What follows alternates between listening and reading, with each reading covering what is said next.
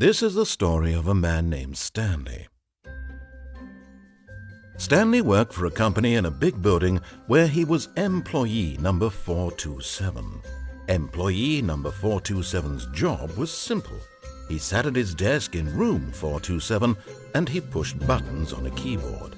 Orders came to him through a monitor on his desk, telling him what buttons to push, how long to push them, and in what order.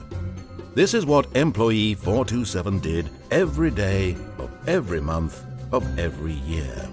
And although others might have considered it soul-rending, Stanley relished every moment that the orders came in, as though he had been made exactly for this job.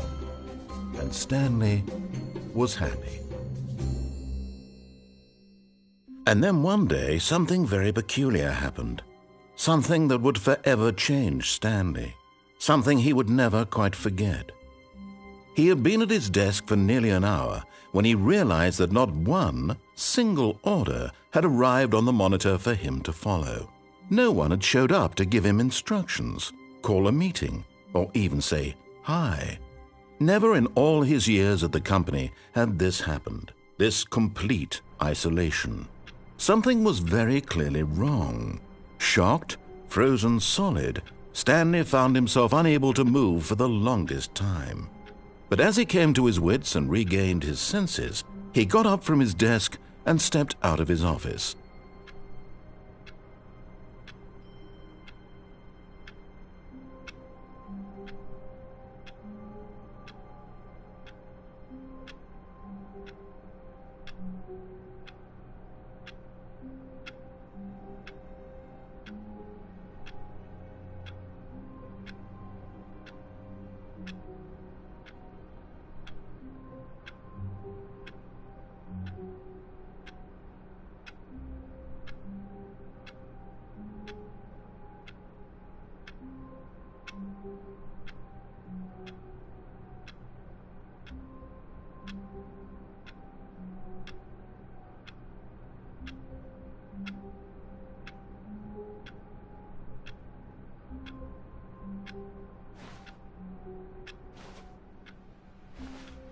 All of his co-workers were gone. What could it mean? Stanley decided to go to the meeting room. Perhaps he had simply missed a memo.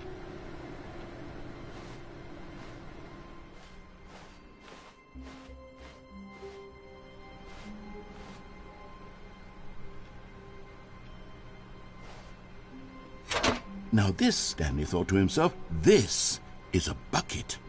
And indeed it was.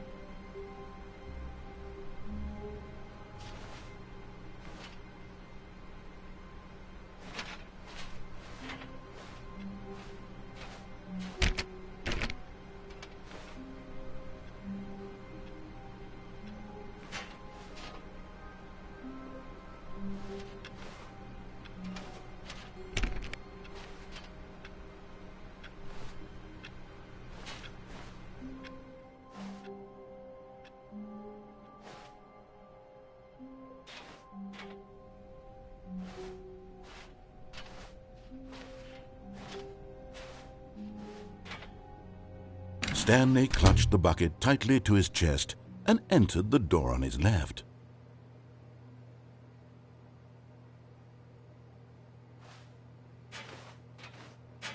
This was not the correct way to the meeting room, but Stanley had felt the bucket calling to him, telling him that the employee lounge was simply the place to be.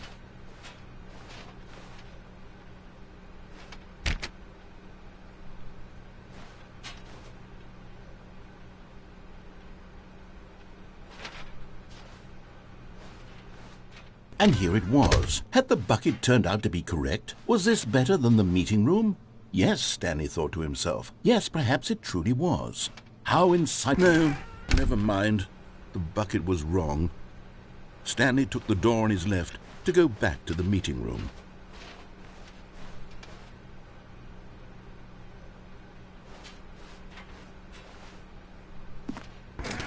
No, said the bucket.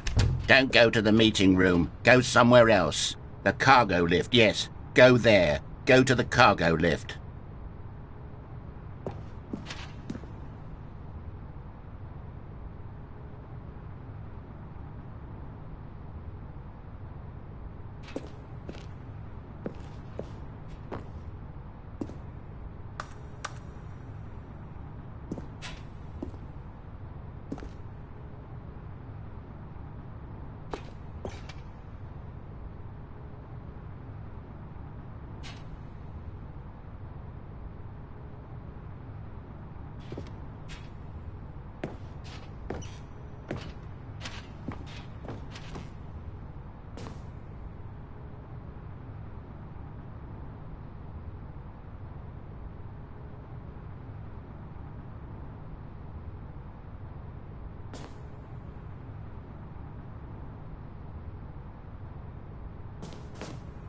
But Stanley feared that any path he walked might lead to the separation of himself and the bucket, his dearest friend.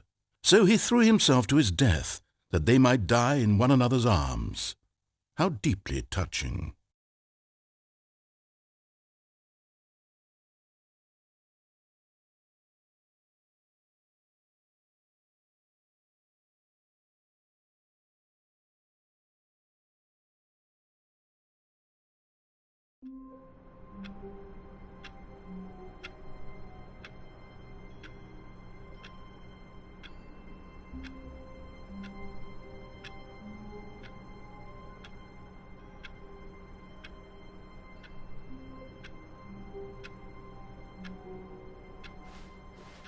All of his co-workers were gone. What could it mean? Stanley decided to go to the meeting room. Perhaps he had simply missed a memo.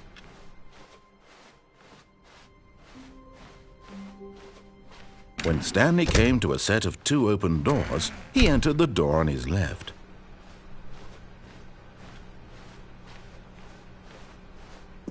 Yet there was not a single person here either. Feeling a wave of disbelief, Stanley decided to go up to his boss's office, hoping he might find an answer there.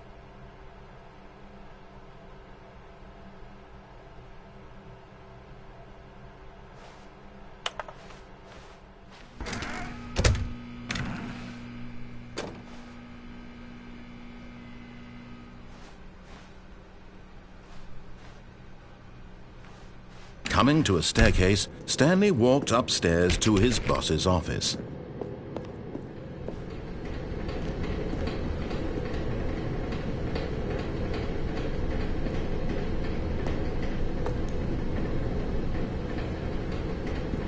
But Stanley just couldn't do it. He considered the possibility of facing his boss. Admitting he had left his post during work hours, he might be fired for that. And in such a competitive economy, why had he taken that risk? All because he believed everyone had vanished? His boss would think he was crazy. And then something occurred to Stanley. Maybe, he thought to himself, maybe I am crazy. All of my co-workers blinking mysteriously out of existence in a single moment for no reason at all? None of it made any logical sense. And as Stanley pondered this, he began to make other strange observations. For example, why couldn't he see his feet when he looked down? Why did doors close automatically behind him wherever he went? And for that matter, these rooms were starting to look pretty familiar. Were they simply repeating? No, Stanley said to himself, this is all too strange. This can't be real. And at last, he came to the conclusion that had been on the tip of his tongue. He just hadn't found the words for it. "I'm dreaming!" he yelled. "This is all a dream." Oh, what a relief Stanley felt to have finally found an answer, an explanation. His co-workers weren't actually gone.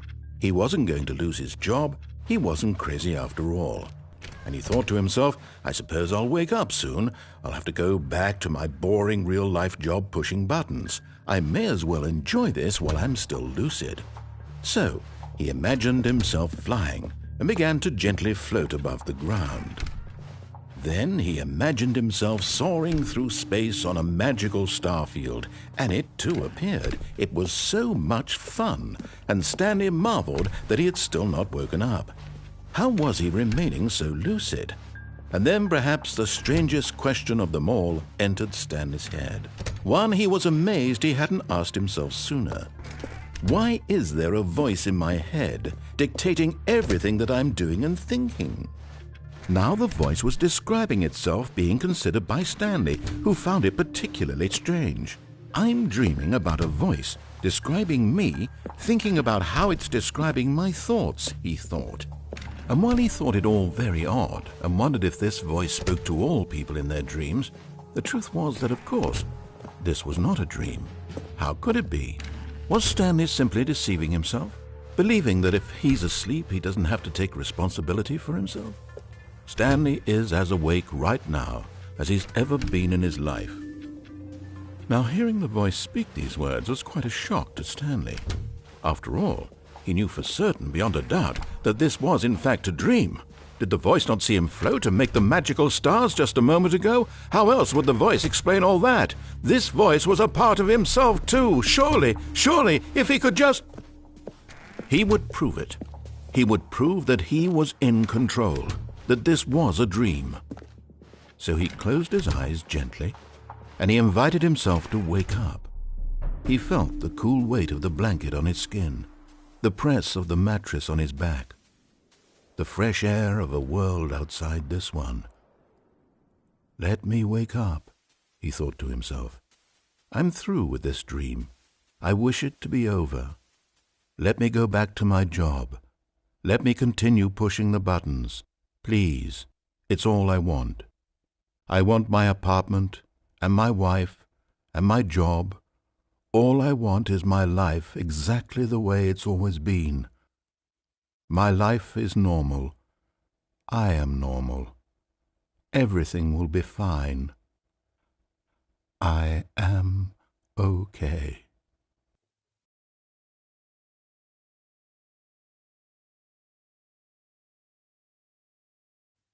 Stanley began screaming. Please, someone, wake me up. My name is Stanley. I have a boss. I have an office. I am real. Please, just someone tell me I am real. I must be real. I must be. Can anyone hear my voice? Who am I? Who am I? And everything went black.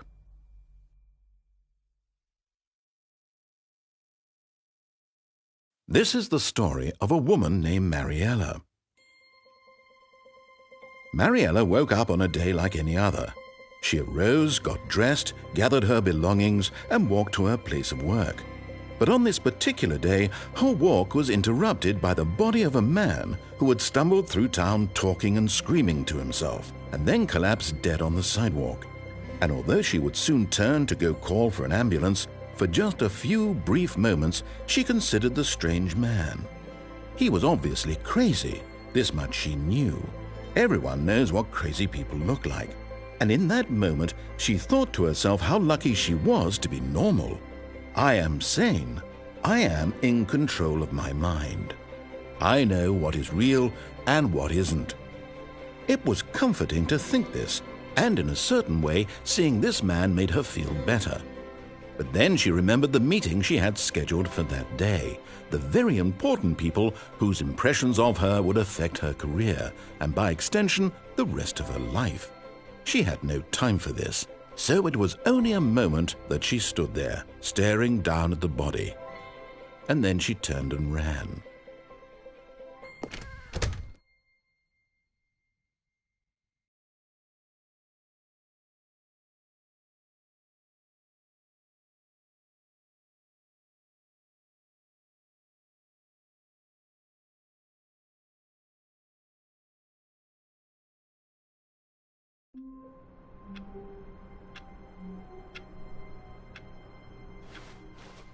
All of his co-workers were gone. What could it mean? Stanley decided to go to the meeting room. Finally, yes, the bucket. Yes. I love that bucket. Stanley clutched the bucket tightly to his... This was not the correct way to the meeting room, but Stanley had felt the bucket calling to him, telling him that the employee lounge was simply the place to be.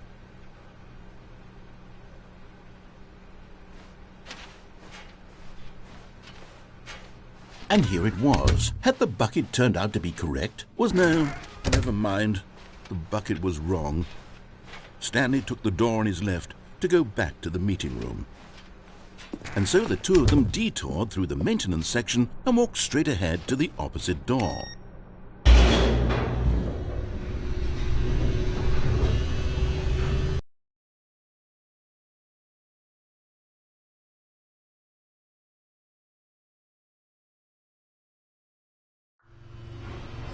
Oh, good Stanley, I'm glad you found your way here. I knew you'd find this place eventually.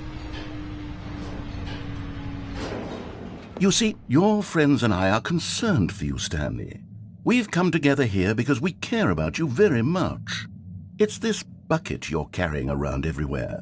The bucket isn't even from the original Stanley Parable. It's just sequel content. We're the ones that matter, Stanley. Classic characters from the first game, like the Adventure Line and the Broom Closet. Because that's what fans want from a sequel. They want more of their favorite jokes, not this bucket that they've never seen before. Yes, I know I'm the one who gave you the bucket, but you're spending too much time with it. Don't you want another story involving the adventure line? We could make the adventure line go somewhere new. Yes, yes, that's what the fans want. Let's do it.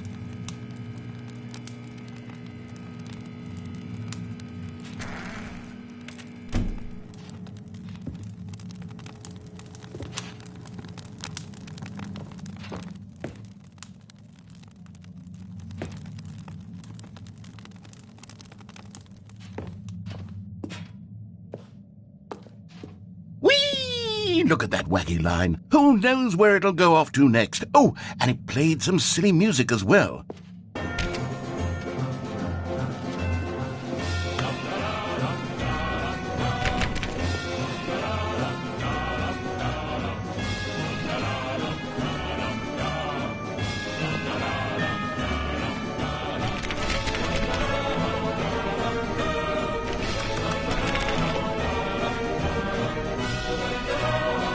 Now this is what the Stanley Parable is all about. Don't you remember all those great jokes from the original dialogue? Also, Stanley is addicted to drugs and hookers.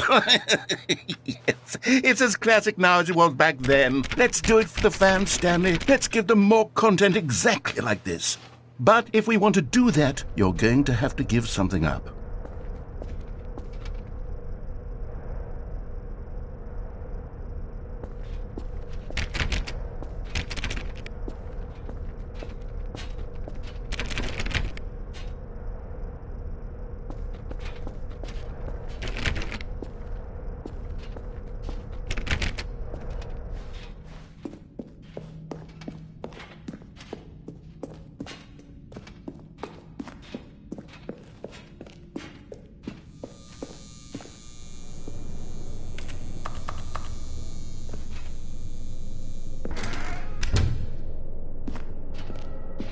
Don't you get it, Stanley?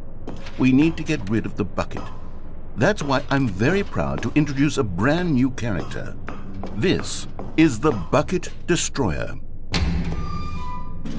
I think it'll make a wonderful new addition to the rich lore of the Stanley Parable. True, it also was not in the original game, but it's such a well-fleshed-out character with so much personality that to me it already feels as though it's been part of the cast all along. Don't you agree? Can you guess what the Bucket Destroyer does? Surely you don't need me to spell it out for you. Go ahead now, Stanley. Say goodbye to the bucket, and then pop it into the machine when you're ready.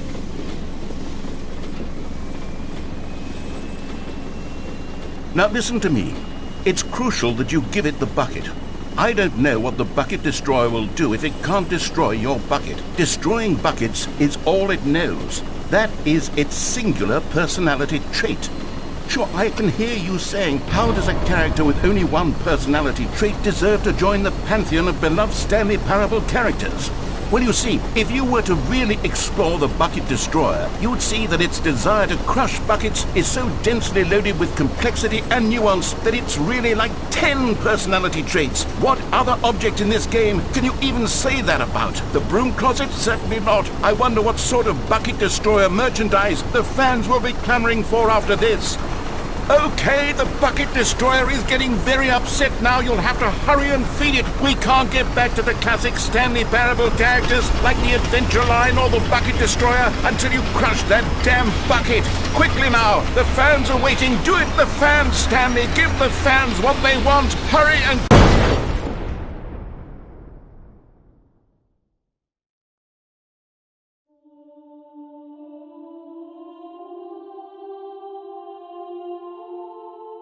The Bucket Destroyer, my prized creation. You had so much potential. We were going to do such marvelous things with you, tell such spellbinding stories about you. All of it squandered now. Goodbye, new friend. For the moment in time that you were here, you were magnificent.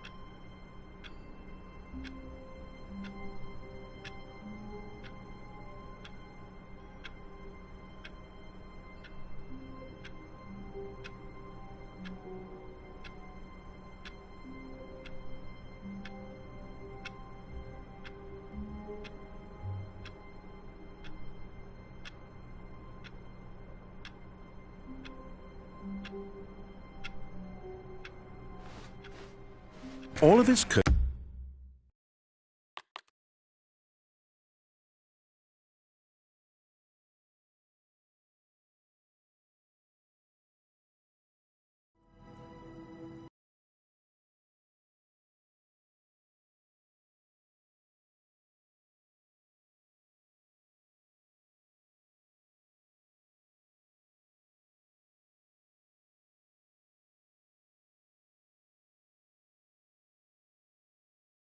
This is the story of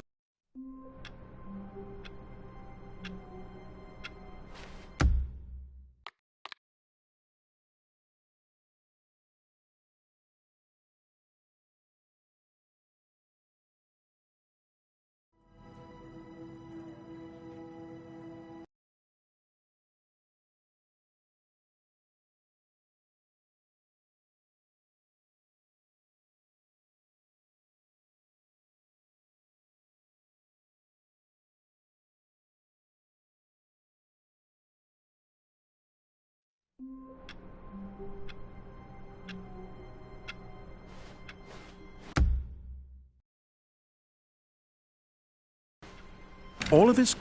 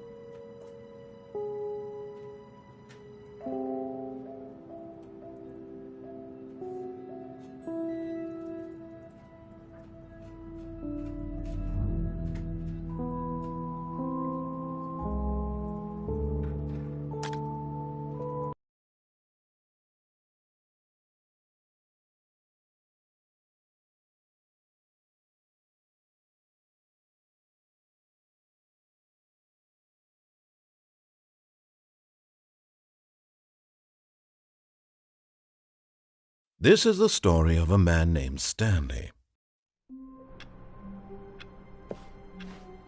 All of his co-workers were gone. What could it mean? Stanley decided to go to the meeting room. Perhaps he had simply missed a memo.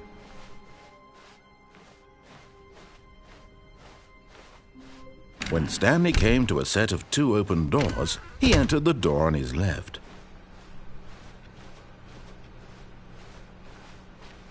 Yet there was not a single person here either. Feeling a wave of disbelief, Stanley decided to go up to his boss's office. Coming to a staircase, Stanley walked upstairs to his boss's office.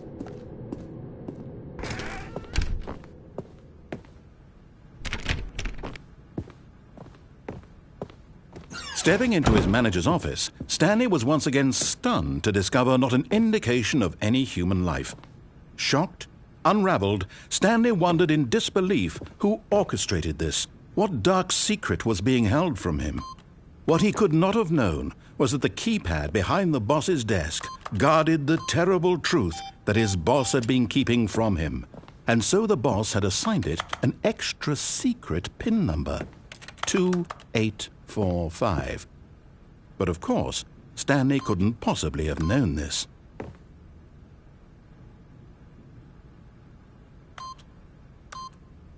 Yet incredibly, by simply pushing random buttons on the keypad, Stanley happened to input the correct code by sheer luck. Amazing! He stepped into the newly opened passageway.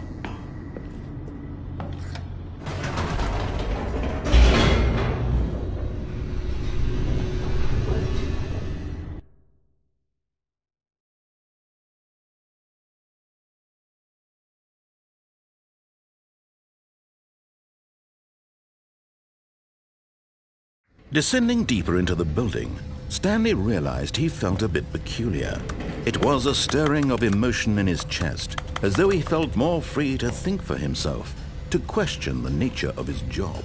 Why did he feel this now, when for years it had never occurred to him? This question would not go unanswered for long.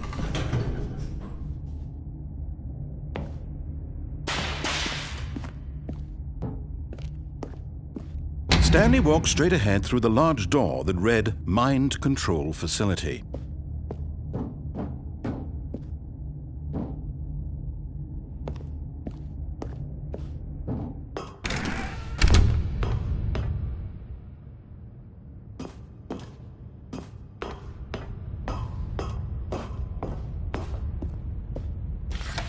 The lights rose on an enormous room packed with television screens. What horrible secret did this place hold? Stanley thought to himself. Did he have the strength to find out?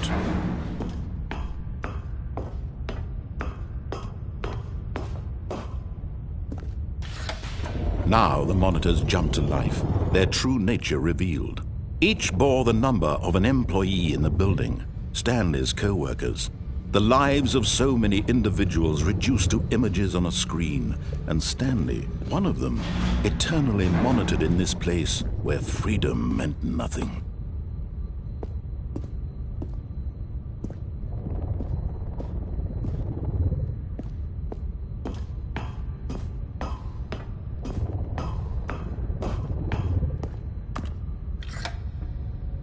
This mind control facility, it was too horrible to believe. It couldn't be true.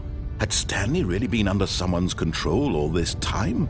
Was this the only reason he was happy with his boring job? That his emotions had been manipulated to accept it blindly? No, he refused to believe it. He couldn't accept it. His own life in someone else's control? Never! It was unthinkable, wasn't it? Was it even possible? Had he truly spent his entire life utterly blind to the world? But here was the proof, the heart of the operation.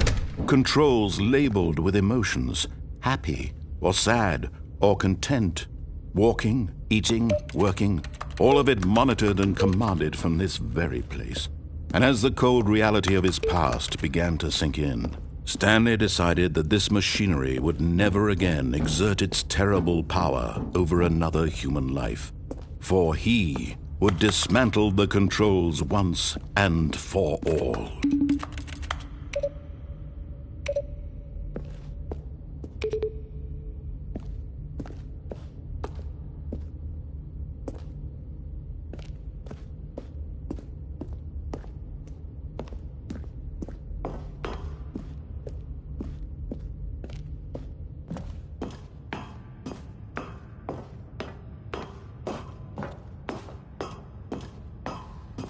And when at last he found the source of the room's power, he knew it was his... Oh, Stanley, you didn't just activate the controls, did you?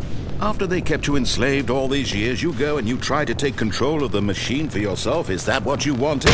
Control? Oh, Stanley, I applaud your effort, I really do. But you need to understand, there's only so much that machine can do. You were supposed to let it go. Turn the controls off and leave. If you want to throw my story off track, you're going to have to do much better than that. I'm afraid you don't have nearly the power you think you do. For example, and I believe you'll find this pertinent, Stanley suddenly realized he had just initiated the network's emergency detonation system. In the event that this machine is activated without proper DNA identification, nuclear detonators are said to explode, eliminating the entire complex. How long until detonation then? Let's say, 2 minutes. Ah, now this is making things a little more fun, isn't it, Stanley? It's your time to shine. You are the star. It's your story now. Shape it to your heart's desires. Oh, this is much better than what I had in mind. What a shame we have so little time left to enjoy it. Mere moments until the bomb goes off. But what precious moments each one of them is. More time to talk about you, about me, where we're going, what all this means. I barely know where to start. What's that? You'd like to know where your co-workers are? A moment of solace before you're obliterated? All right, I'm in a good mood. You're going to die anyway. I'll tell you exactly what happened to them. I erased them. I turned off the machine. I set you free. Of course, that was merely in this instance of the story. Sometimes when I tell it, I simply let you sit there in your office forever, pushing buttons endlessly and then dying alone. Other times, I let the office sink into the ground, swallowing everyone inside, or I let it burn to a crisp. I have to say this, though, this version of events has been rather amusing. Watching you try to make sense of everything and take back the control wrested away from you, it's quite rich. I almost hate to see it go. But I'm sure whatever I come up with on the next go-around will be even better. My goodness, only 34 seconds left. But I'm enjoying this so much. You know what? To hell with it. I'm going to put some extra time on the clock. Why not? These are precious additional seconds, Stanley. Time doesn't grow on trees. Oh dear me, what's the matter, Stanley? Is it that you have no idea where you're going or what you're supposed to be doing right now? Or did you just assume when you saw that timer that something in this room was capable of turning it off? I mean, look at you. Running from button to button, screen to screen, clicking on every little thing in this room. These numbered buttons, no, these colored ones, or maybe this big red button, or this door. Everything, anything, something here will save me. Why would you think that, Stanley? That this video game can be beaten? Won? Solved? Do you have any idea what your purpose in this place is? Stanley, you're in for quite a disappointment.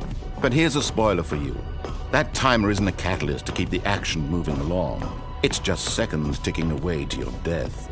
You're only still playing instead of watching a cutscene because I want to watch you for every moment that you're powerless. To see you made humble. This is not a challenge. It's a tragedy. You wanted to control this world, that's fine. But I'm going to destroy it first, so you can't. Take a look at the clock, Stanley. That's 30 seconds you have left to struggle. 30 seconds until a big boom and then nothing. No ending here, just you being blown to pieces. Will you cling desperately to your frail life, or will you let it go peacefully? Another choice. Make it count, or don't. It's all the same to me, all a part of the joke.